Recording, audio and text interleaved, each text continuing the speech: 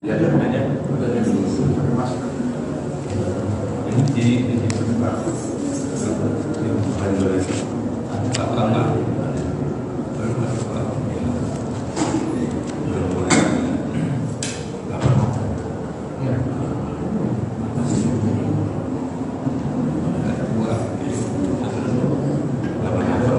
Assalamualaikum warahmatullahi wabarakatuh.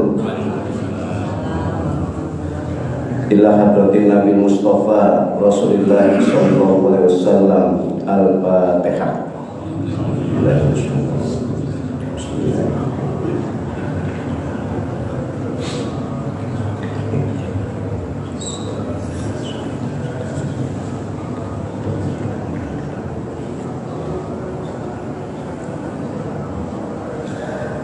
Bismillahirrahmanirrahim. Alhamdulillahirabbil alamin. Wa afdhalu sholati wa atamu taslimi ala sayyidina wa maulana Muhammadin khatamil anbiya'i wal mursalin wa ala alihi wa sahbihi ajma'in. Subhanaka la ilma lana illa ma 'allamtana innaka antal alimul hakim.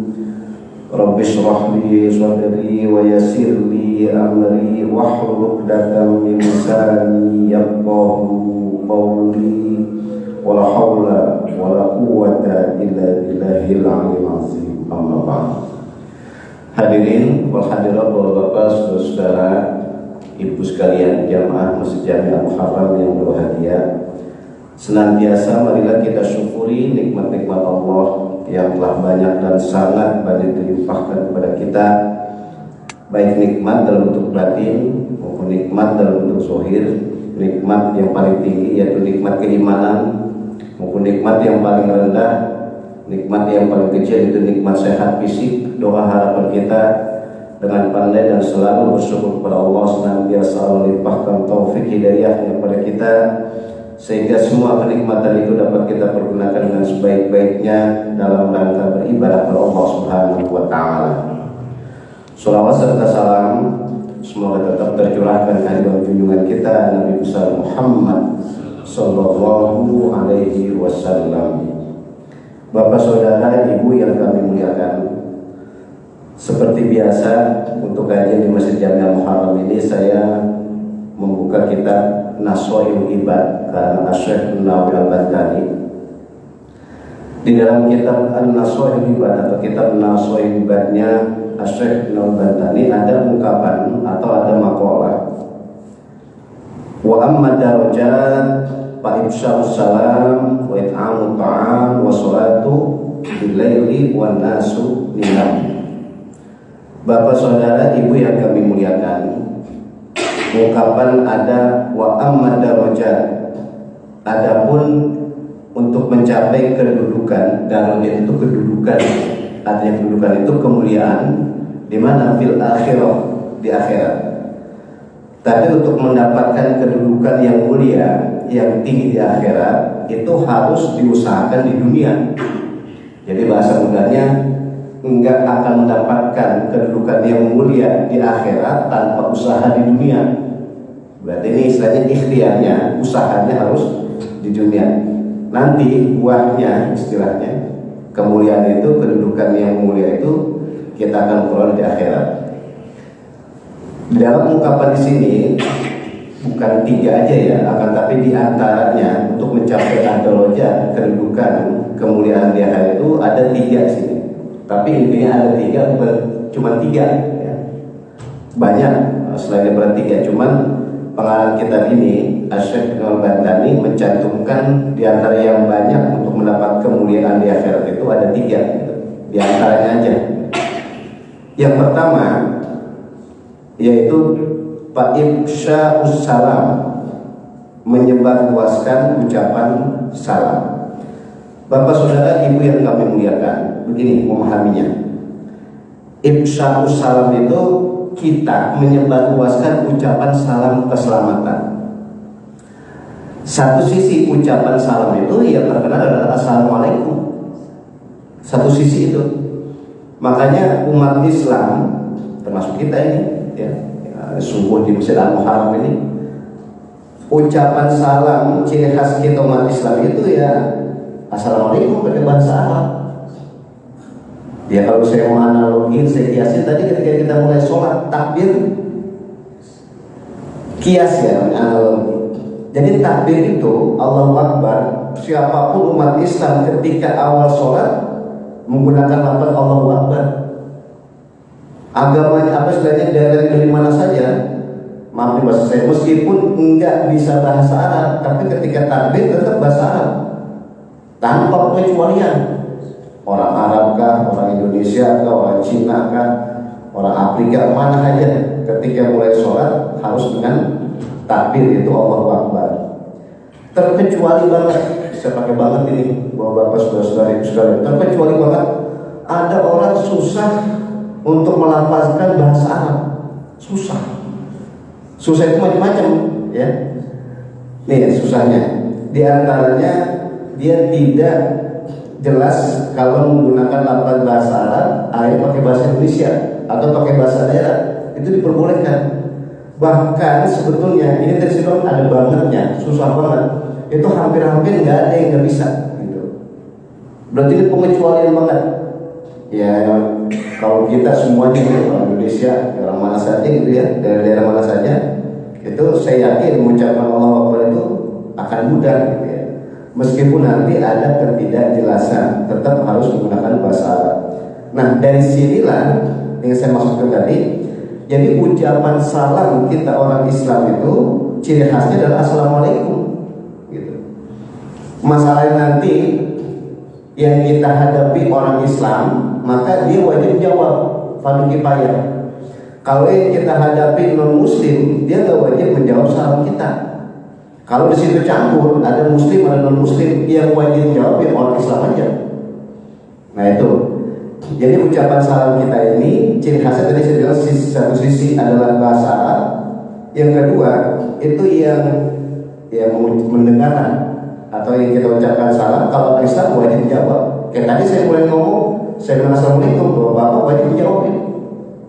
Tapi wajibnya bukan ini, bukan perorangan, bukan per individu, akan tapi satu orang aja yang jawab gugur kewajiban.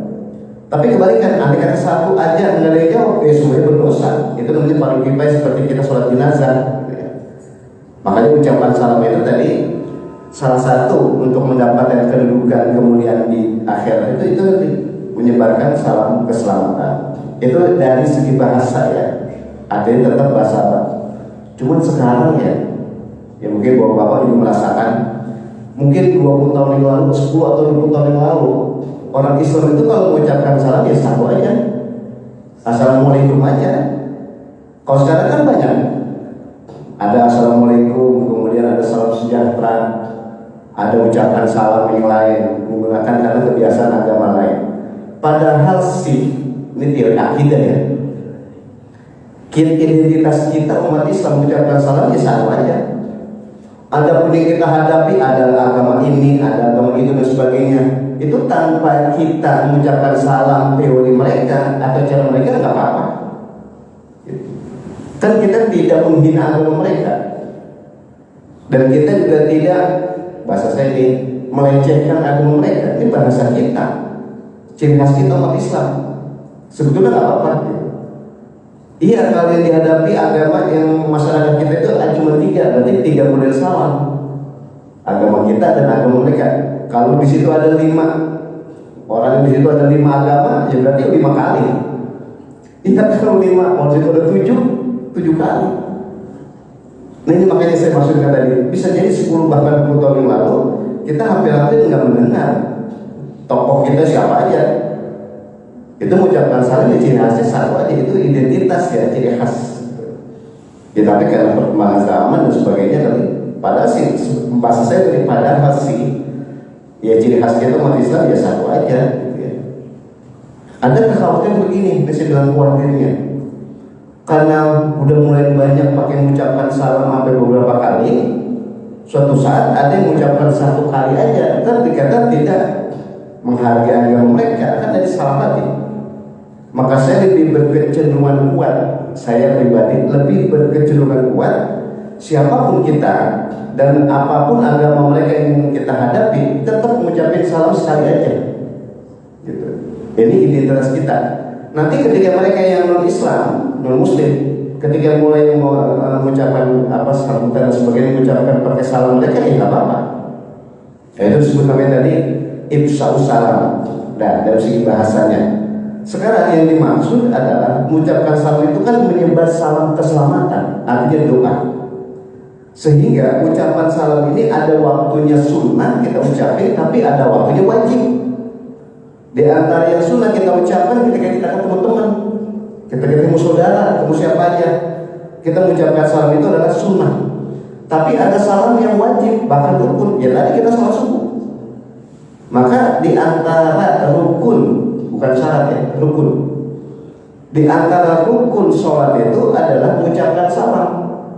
Dan salam itu tanda berakhirnya sholat kita. Makanya kalau sholat belum mengucapkan salam berarti belum selesai, belum beres.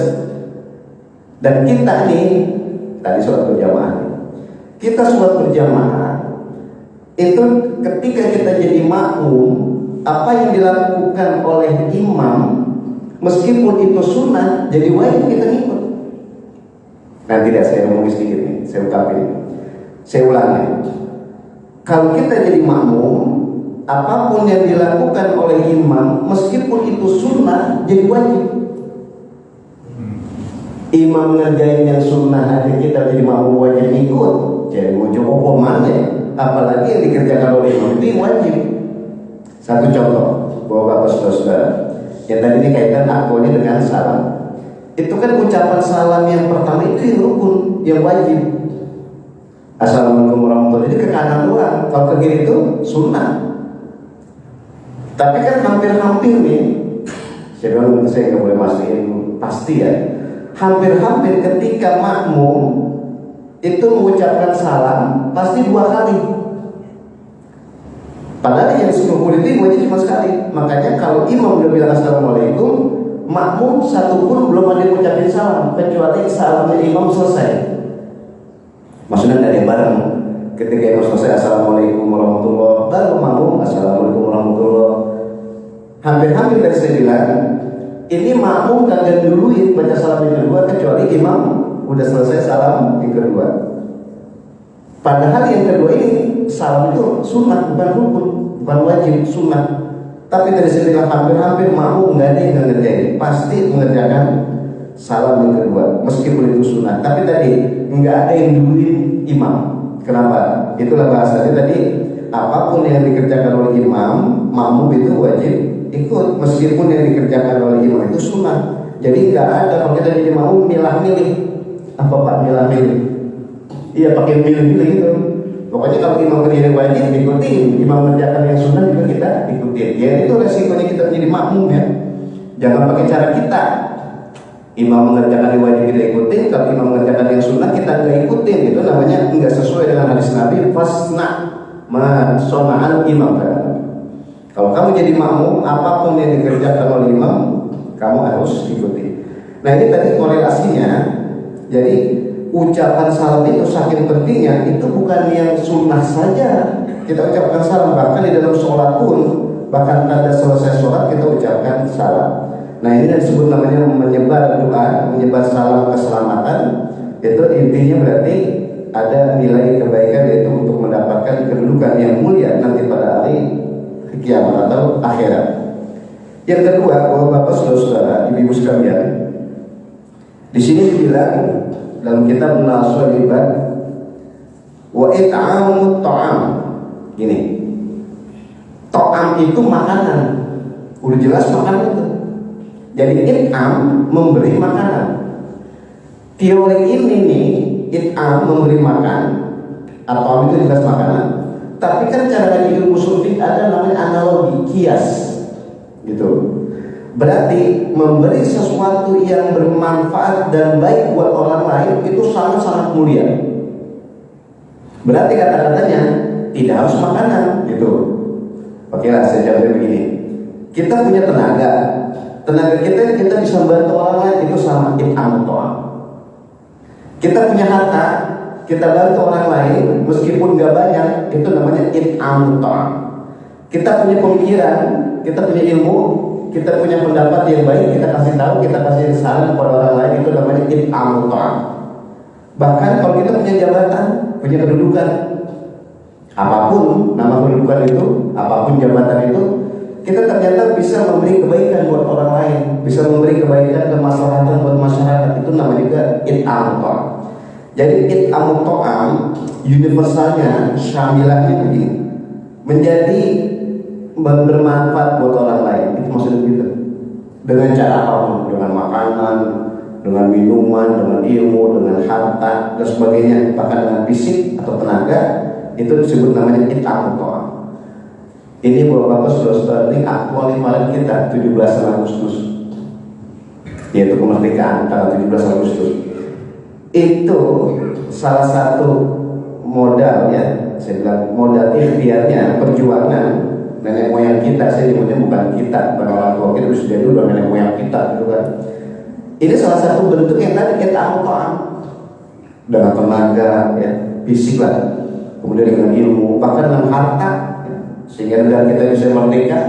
Ini salah satu tadi yang apa? It'amut ta'am. Jadi menggerakkan apa saja yang dia miliki untuk kebaikan, itu namanya it'amut ta'am. Nah, di sini yang pernah saya kemukakan juga di Masjid Al-Muharram ini, kita ini dianjurin banget untuk menjadi orang soleh. Orang soleh itu orang baik. Tapi ternyata nggak cukup berhenti di situ. Kita dianjurin banget, dimotivasi banget untuk menjadi orang yang muslim. Kalau soleh itu bisa jadi baik pribadi aja. Kalau muslim bisa berbuat baik untuk orang lain. Ya, ini contohnya masjid, musola, kita ramaikan, kata-kata diramaikan, yang masjid diramaikan itu bukan karena dihias doang, bukan karena diperbagus bangunannya, bukan dimegahkan doang, akan tetapi diisi dengan kegiatan-kegiatan positif, diisi dengan kegiatan yang baik, itu namanya ya'mur juga. Makanya di situ tadi kata-kata kita menghidupkan, memakmurkan, mesejahterakan masjid, itu bagian daripada it'amut ta'am. Jadi bapak-bapak, saudara-saudara sekalian, untuk mencapai status kemuliaan di akhirat, itu yang kedua adalah it'amut ta'am, yang tadi secara umum ya saya ungkapkan. Intinya adalah kita bisa memberi manfaat buat orang lain, entah itu manusianya atau mungkin sarana untuk berbuat kebaikan atau ibadah. Itu yang kedua. Yang ketiga, ini tadi saya bilang banyak, tapi di dalam kitab Nashul Ibad ini disebutkan 3. Yang ketiga adalah wassalatu bil laili wan nasu niyam.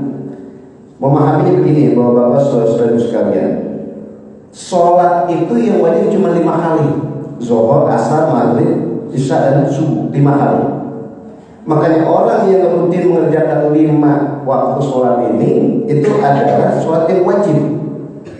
Tapi kalau ada orang disebutnya rajin ibadah sholat, itu bukan yang sholat wajib doang, akan tetapi sholat yang sunnah pun dikerjakan.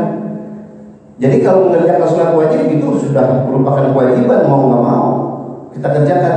Tapi kalau masih mau melakukan sholat-sholat sunnah, inilah yang disebut namanya ahli ibadah.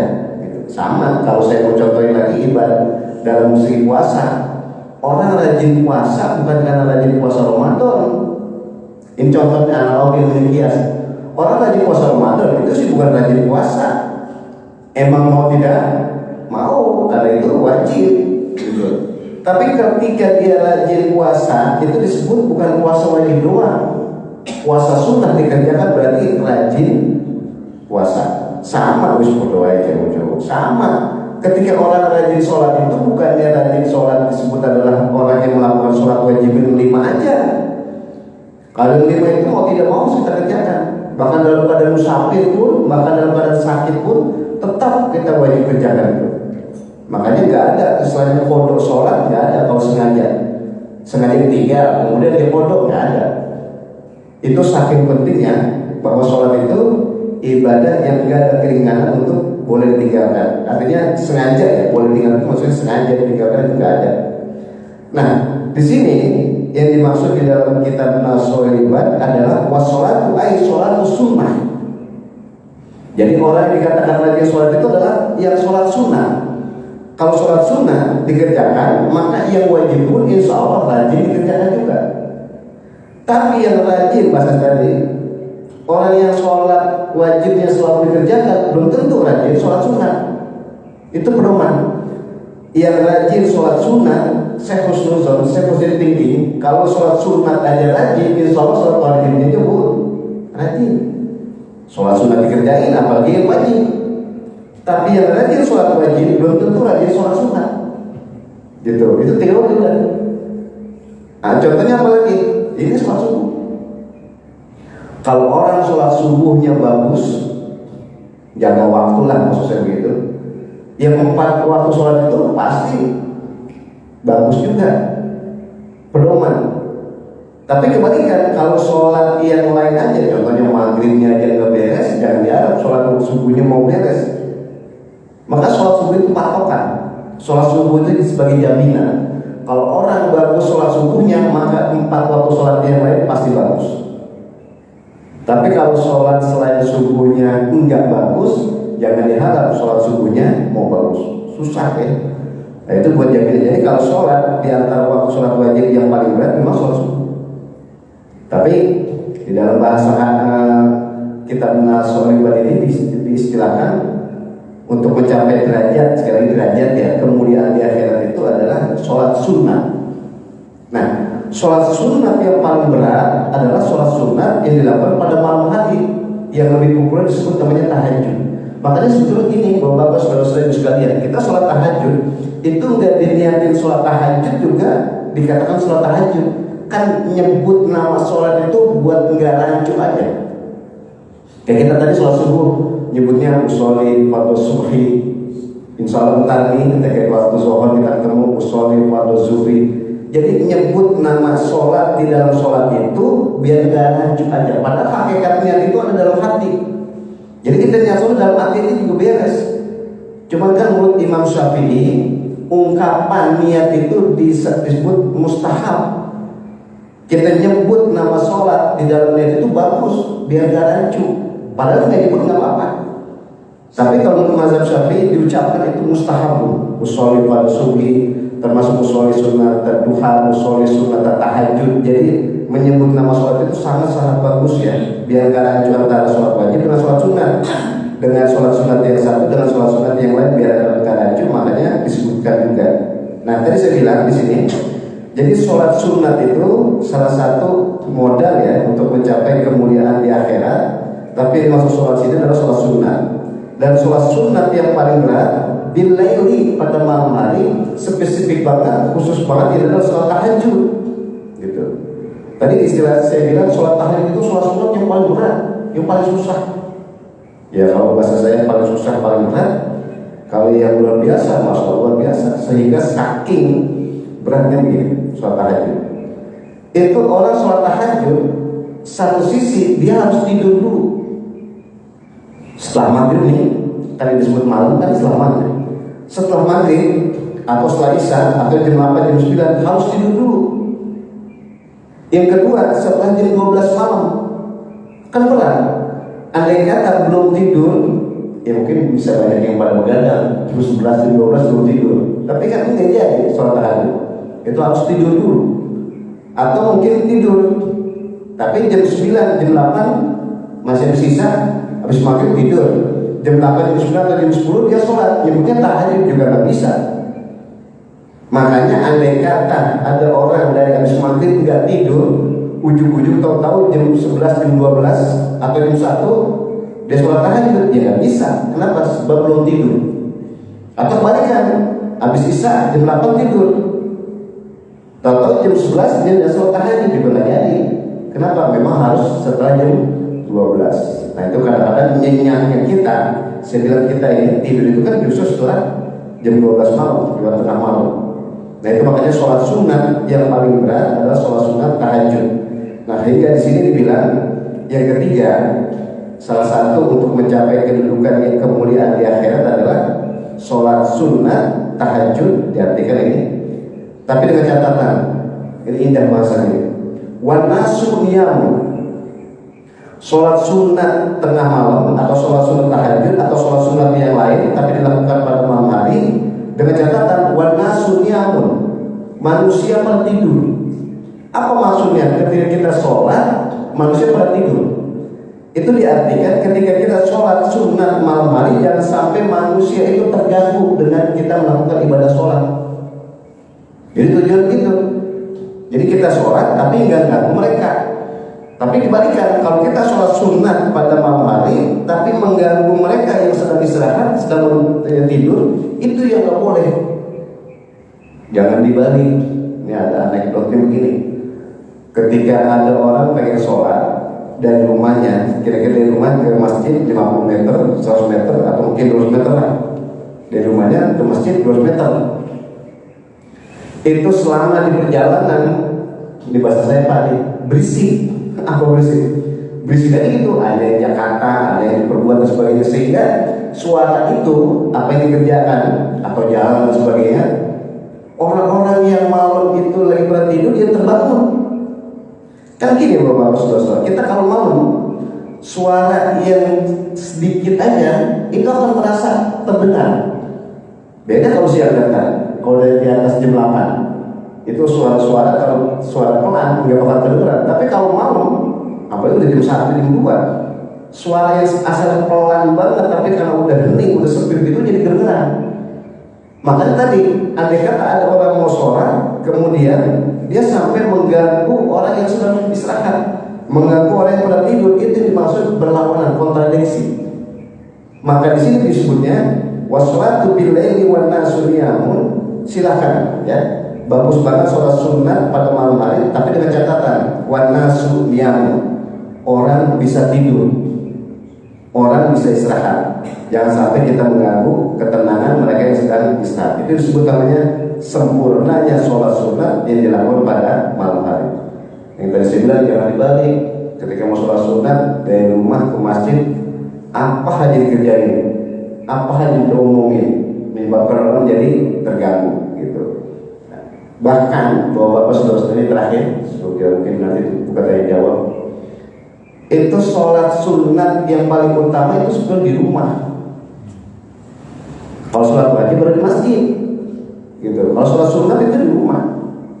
Ya sholat sunat apa aja, ya. Termasuk secara khusus di sini adalah sholat tahajud, ya. Itu bagusnya di rumah.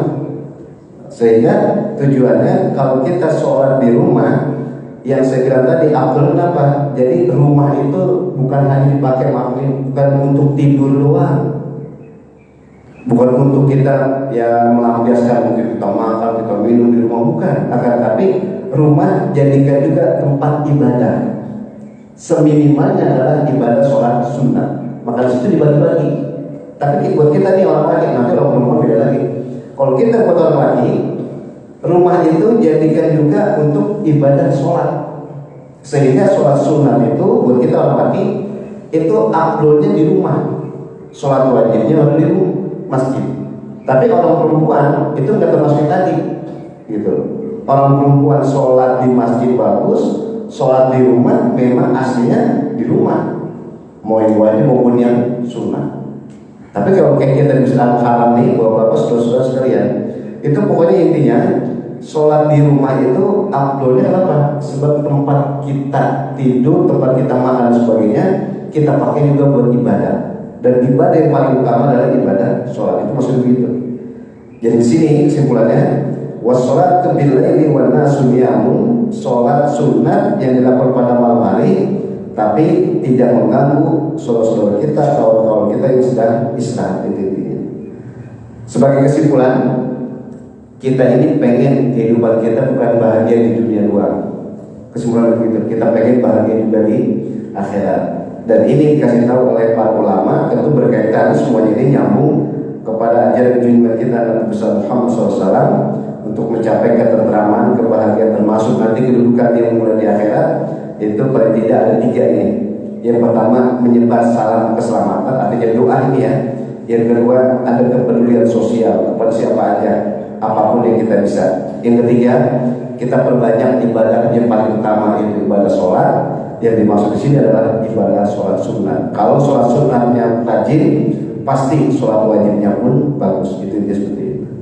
Ya mudah-mudahan kita berdoa terus 3 hari ini dapat kita amalkan dengan sebaik-baiknya. Amin ya rabbal alamin. Baik bapak-bapak, saudara-saudari sekalian, ini saya sebagai mukadimah isi kajian kita. Mungkin ada hal yang perlu bertanya, saya persilakan secara umum, saya persilakan. Bapak-bapak, saudara-saudara, atau mungkin ibu-ibu ada yang mau tanya, silakan. Baik, saya persilakan.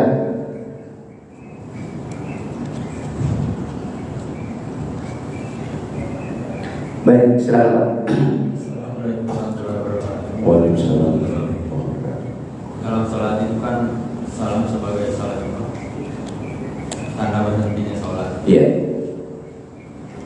Kalau salam itu kan artinya keselamatan buat kalian.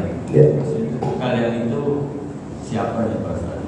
Apakah kita niat berhenti sholat, misalkan mengucapkan assalamualaikum, niat berhenti sholat, apa kaliannya itu manusia apa malaikat atau jin? Baik, menariknya gini, dan ini soal kita kerja udah pasti, karena maupun kan ada wajib. Itu kan ucapan salam tadi ada yang kita ucapin itu dalam bentuk sunnah. Kita ketemu teman siapa aja lah, itu kan kita bilang salam, itu kan sunnah. Tapi ada ucapan yang sifatnya wajib, kita tadi tanda selesai sholat. Nah, kalau kita ucapkan yang wajib ke sholat tadi, itu enggak wajib dijawab. Jadi ucapan salam kita tadi itu enggak wajib dijawab. Makanya enggak ada ketika imam ucapin salam yang pertama assalamualaikum warahmatullahi wabarakatuh, jawab waalaikumsalam warahmatullahi wabarakatuh, enggak ada. Jadi bahasa saya gini, satu-satunya ucapan salam yang enggak wajib dijawab adalah ucapan salam ketika selesai sholat. Iya, enggak ada yang wajib dijawab itu. Ya. Entah kita sebagai makmum atau kita tahu. Contoh begini, kita masuk rumah nih, ternyata istri atau siapa itu di rumah lagi sholat. Selesai, mengucapkan assalamualaikum warahmatullahi wabarakatuh, kita baru masuk, nggak ada kewajiban jawab waalaikumsalam. Jadi bahasa mudahnya sholat itu ciri khas akhirnya atau berakhirnya adalah ucapan salam. Dan ucapan salam orang sholat ini nggak wajib dijawab. Wajib dia ngucapin, tapi nggak wajib dijawab. Nah yang menarik tadi itu ucapan salam buat siapa dan apa kemanfaatannya? Ucapan salam keselamatan itu kan kalau orang Islam mengucapkan salam maka orang Islam wajib dijawab. Tapi ucapan salam tanda selesai sholat nggak wajib dijawab, berarti itu doa semua buat umat Islam. Kita tadi lagi sholat di Masjid Muharram nih, ucapan salam kita itu berdoanya umat Islam di seluruh dunia. Yang ada di Mekah, yang ada di Inggris, yang ada di Amerika, yang ada di Cina. Itu kita doain melalui ucapan salam kita. Kebalikan, mereka yang ketika sholat mengucapkan salam itu doain kita yang ada di Masjid Muharram. Itu disebut namanya saling doa mendoakan.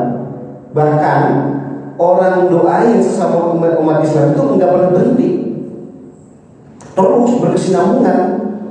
Itu berdasarkan beda waktu kan. Kita aja di sini lagi sholat subuh nih. Di negara Arab bisa jadi masih jam 12 malam.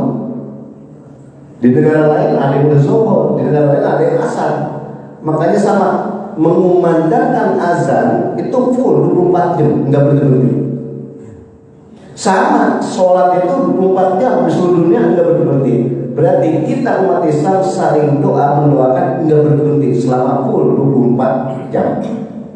Itu berarti umat Islam di seluruh dunia sedang kita doakan ketika kita mengucapkan salam. Kebalikan, ketika mereka sholat mengucapkan salam sedang mendoakan kita, itu namanya saling doa mendoakan. Itu luar biasa sesama umat Islam.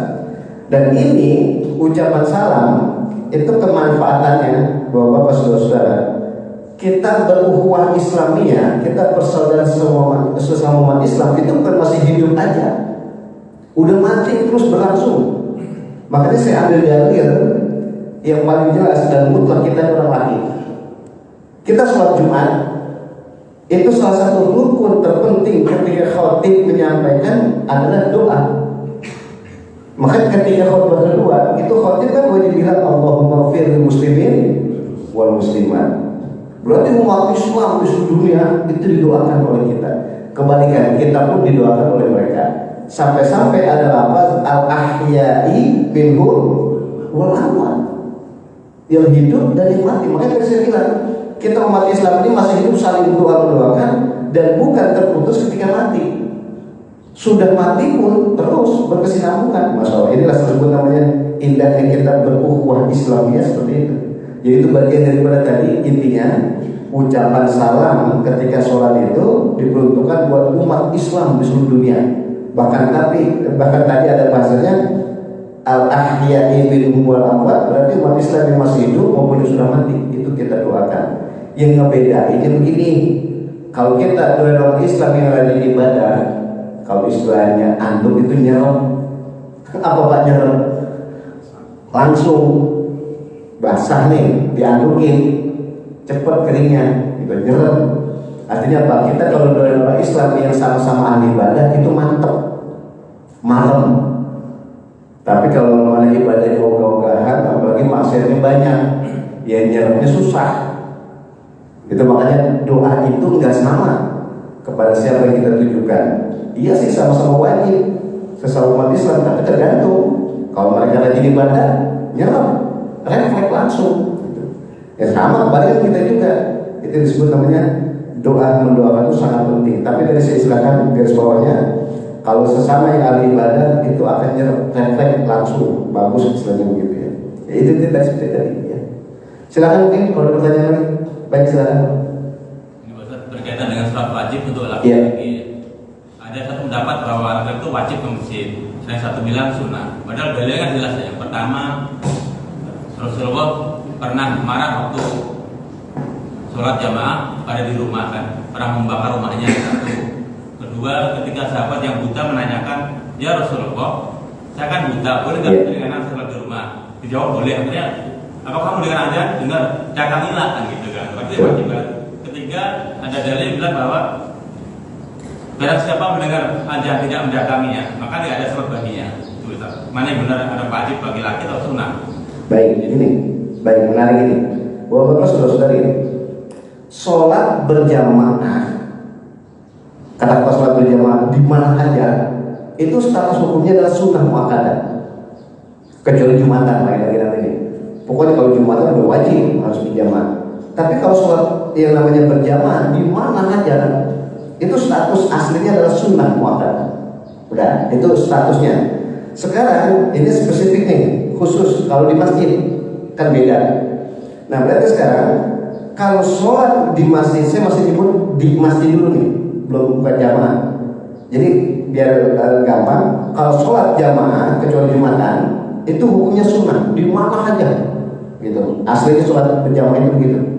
Nah sekarang kalau untuk di masjid, sholat di masjid itu lihat, kalau dia jauh dari masjid, rumahnya maksud saya, kalau ada orang rumahnya jauh dari masjid, maka sholat di masjid itu sunnah. Rumahnya jauh, sholat di masjid statusnya sunnah, gitu. Kalau dia menarik tadi kan, kalau rumahnya dekat dengan masjid, maka statusnya fardu kifayah. Kan beda levelnya. Kalau yang jauh sholat di masjid sunnah, kalau yang dekat berarti tetangga masjid itu fardu kifayah. Fardu kifayah teorinya kan begitu kan. Satu aja ngerjain, gugur yang lain. Tapi satu aja kagak ngerjain, dia berdosa semua. Maka kita tinggal rumah kita jangan karena pengen dekat sama masjid doang. Kita statusnya fardu kifayah sholat di masjid. Makanya ada kata nih, tapi kan nggak mustahil. Suatu saat sekitar masjid tak ada yang sholat di masjid. Oh kemana? Oh iya, nggak ada yang sholat di masjid. Tapi tanpa usul ya, kecuali ada yang sakit, ada bepergian jauh, atau mungkin ketika lagi mau lebaran, mudik berjamaah gitu kan. Nah ini situasi yang kondisional. Tidak ada usul, nggak ada karena malas doang nih. Itu semuanya berdosa. Orang-orang sekitar masjid. Karena status sholat di masjid itu bukan sunnah lagi, tapi fardu kifayah. Yang ketiga, orang yang tinggal di masjid. Orang yang tinggal di masjid, sholat di masjid itu bukannya sunnah lagi, bukan fardu kifayah lagi, tapi fardu ain. Wajib per individu. Kalau levelnya lebih dalam lagi, sunnah bagi yang jauh fardu kifayah, tetangga yang tinggal di masjid fardu ain gitu. Nah itu yang disebut namanya sholat di masjid. Kata-kata sholat di masjid, dia mau sendiri mau jamaah, pokoknya sholatnya di masjid. Jadi tetangga masjid itu sholat di masjid meskipun sendirian, tetap itu fardu kifayah. Makanya kita beruntung banget. Sekitar kita ya teman saya di Cipete, saya dekat dengan masjid, berarti mempunyai status fardu kifayah. Makanya kalau ada tetangga kita rajin ke masjid, kita bersyukur. Jangan kita suzoni. Kita punya tetangga nih rajin ke masjid, justru dia itu menggugurkan fardu kifayah kita, gitu. Makanya angkat itu kalau 1 orang, kalau 5 orang, kalau 10 orang, malah lebih bagus lagi. Jadi orang yang sholat di masjid tetangga itu menggugurkan kewajiban yang lain, sama sholat jenazah gitu. Tapi kalau semuanya nggak ada sholat karena malas, ya semuanya dosa. Itu yang saya maksud kalau sholat di masjid sendirian itu cukup. Tapi afdolnya kan sholat berjamaah. Nah maksudnya tadi sholat sendirian, tetangga di tetangga masjid sholat sendirian di masjid itu nutup udah pada dipayah. Omongan ya apalagi sholatnya berjamaah. Itu status dari sholat berjamaah statusnya sunnah muakkadah kecuali Jumatan. Tapi kalau dilakukan berjamaah di masjid itu pengaruh. Karena masjid itu tempat ibadah, dipakai buat sholat berjamaah itu afdolnya berlipat ganda. Gitu. Padahal sendiri aja sholat di masjid itu udah menutup fardu kifayah. Jadi ini tadi itu. Makanya sehingga kata Nabi dalam hadis yang lain, la sholata li jaril masjid illa fil masjid. Ini keras nih bahasa Nabi. Bukan Nabi mau ungkapin keras, isinya. Kata Nabi begini, la sholata itu ulama ada yang mengartikan la sholat itu la sehata. La sholata ay la sehata li jaril masjid illa fil masjid. Orang kalau tetangga dengan masjid, dia enggak sholat di masjid, itu sama juga enggak sholat. Kan keras berarti kan bahasanya. Bukan ungkapan dari segera, isinya. Orang yang bertetangga dengan masjid enggak sholat di masjid, itu sama juga enggak sholat. Ini kan berbahaya ya. Kalau kita ngambil pedoman begini. Tapi ada yang kedua kata ulama, la sholata ay la kamilata. Dibilang enggak sempurna, bukan enggak sah.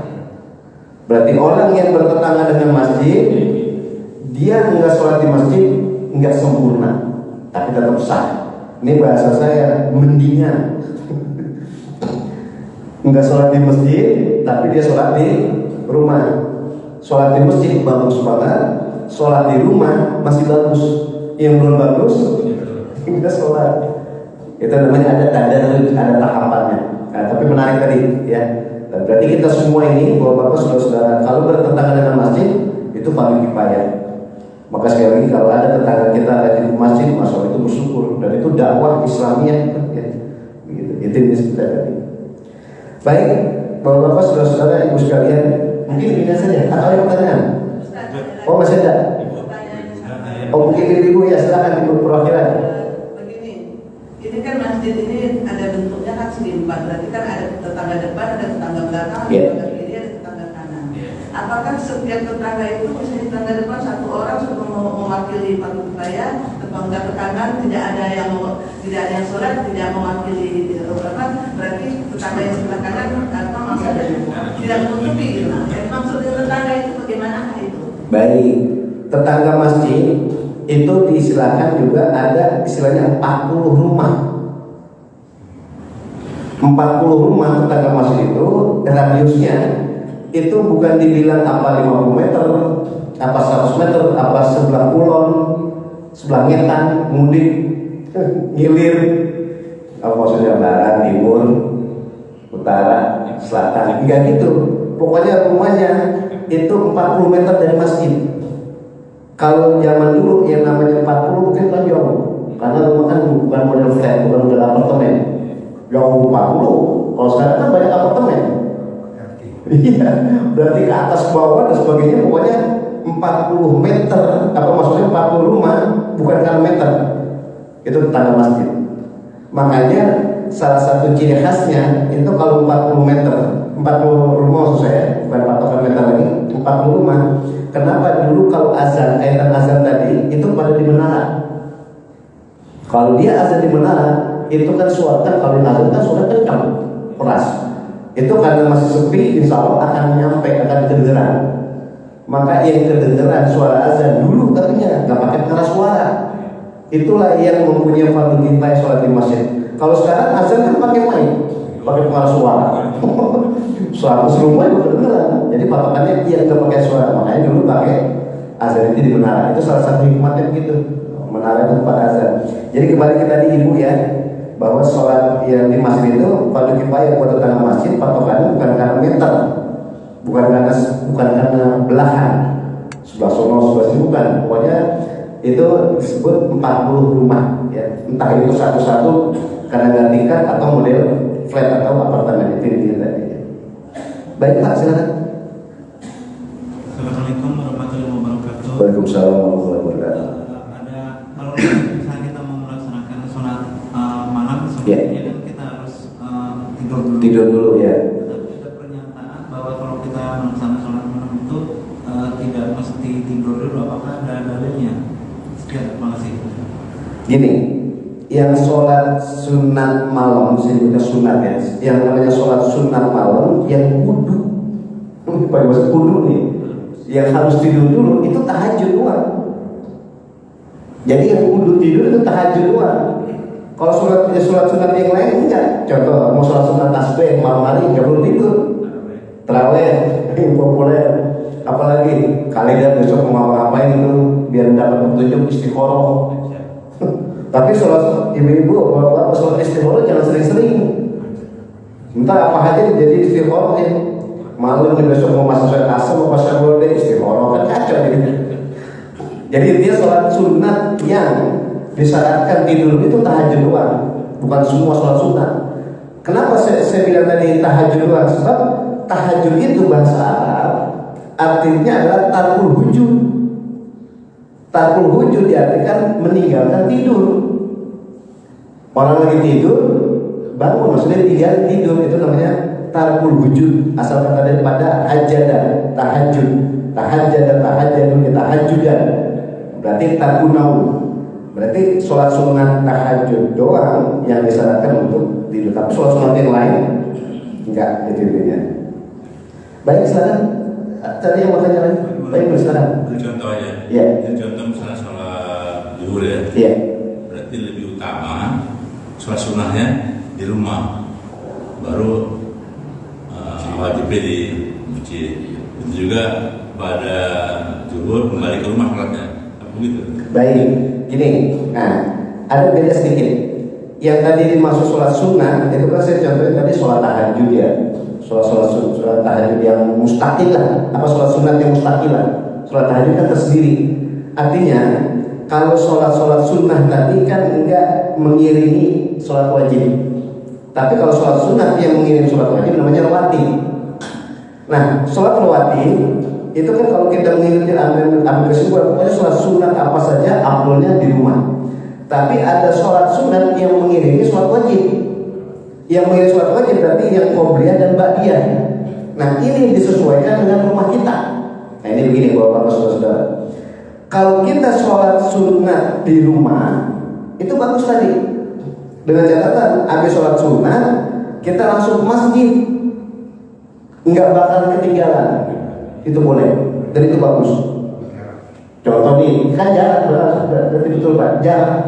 Contoh rumah kita 50 meter, atau mungkin kita masih sehat, masih gagah gitu. Rumah kita 100 meter dari masjid. Selesai azan kita langsung sholat sunat. Habis itu kita jalan ke masjid, masih keburu. Bahkan di masjid kita sempat sholat tahiyat masjid. Atau mungkin tadi di rumah kita habis wudu, belum sempat sholat sunat dulu. Jadi kita di masjid itu bukan sholat sunat qobliyah lagi, akan tapi sholat sunat yang lain itu bagus, gitu. Tapi kalau rumah kita jauh dari masjid, kalau bahasa saya, mendingan sholat rawatibnya di masjid. Lah kalau kalian mau di jauh, sholat sunat di rumah, lahir masjid ketinggalan. Kalau di masjid, sholat wajib, jangan sholat sunat lagi lah. Sampai di masjid, jangan kan kalau lagi sholat wajib, iqomah udah dibaca, jangan sholat sunat lagi. Berarti kita yang mengkondisikan, kita yang cerdas. Kalau ada kemungkinan keburu ya silakan. Tapi kalau kemungkinan keburu berarti sholat sunat rawatibnya di masjid. Baik qobliyah maupun ba'diyah tadi. Jadi kita yang ukur dah. Jadi nggak ada apa-apa kan sholat rawatib afdolnya di rumah, enggak. Tergantung kitanya. Kan kita ini bapak-bapak saudara ada ketika jalan yang gancang. Ini kalau orang benar gancang, cepet, ada yang lelet. Mungkin kita lagi sakit, mungkin kita lemah, ya udah kita sholatnya di masjid aja. Itu berkaitan dengan sholat rawatib. Mungkin kalau ada, silakan. Cukup ya. Kalau tidak ada, udah sampai sini. Tuhan, insya Allah apa yang kita bahas ada hikmah dan manfaatnya. Kita tambah berkah, insya Allah. Kita tutup dengan doa. Kita membaca Al-Quran, Al-Fatihah. Bismillahirrahmanirrahim.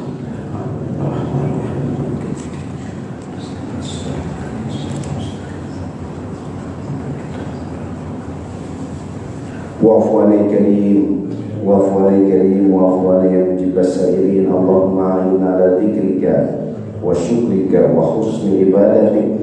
Allahumma ighfir lana dzunubana wa li walidayna warhamhuma kama rabbayana shighara. Allahumma anfa'na bima 'allamtana wa 'allimna ma yanfa'una wa zidna ilman nafi'an wa 'amalan mutaqabbalan bi rahmatika ya arhamar rahimin. Fadlika lahu fiha subhanakallahumma wa tahiyyatu fiha salam wa akhir da'wahum alhamdulillahi rabbil alamin. Assalamualaikum warahmatullahi wabarakatuh.